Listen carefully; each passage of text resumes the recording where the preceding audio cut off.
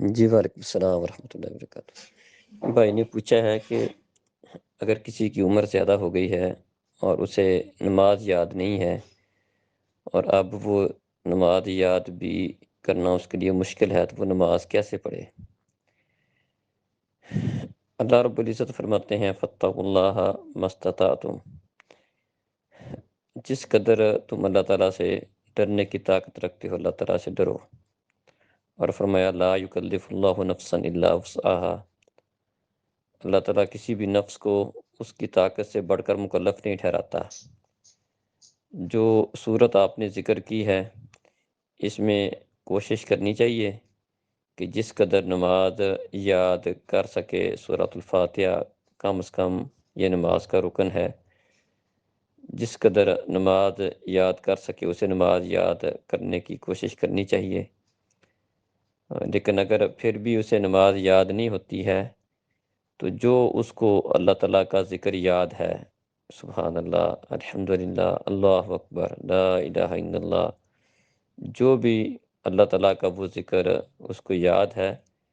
اس کو نماز کے اندر پڑھ لیں۔ نماز کا طریقہ جو آپ نے بتایا ہے اس طریقے کے مطابق قیام میں، رکوع میں، سجدوں میں، تشہد میں جو بھی اس کو ذکر اذکار یاد ہیں وہ پڑھ لے، نماز اس کی انشاءاللہ اللہ تعالیٰ قبول کر لے گا۔ دلیل اس کی ابو داود کے اندر 861 نمبر حدیث ہے، نبی کریم صلی اللہ علیہ وسلم نے فرمایا کہ جب تو نماز کے لیے کھڑے ہو تو جس طرح اللہ تعالیٰ نے تمہیں حکم دیا ہے اس طرح وضو کرو، پھر نماز کے اندر جو قرآن جتنا آپ کو یاد ہو اتنا قرآن پڑھو، اور فرمایا کہ ان لم یکن معک قرآن،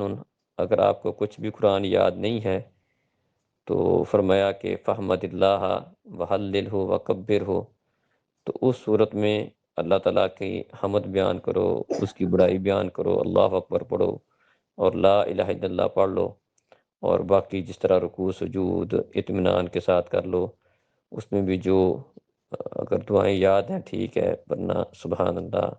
الحمدللہ، اللہ اکبر، جو بھی اللہ کا ذکر یاد ہے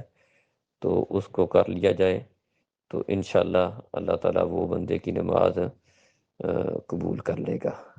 السلام علیکم۔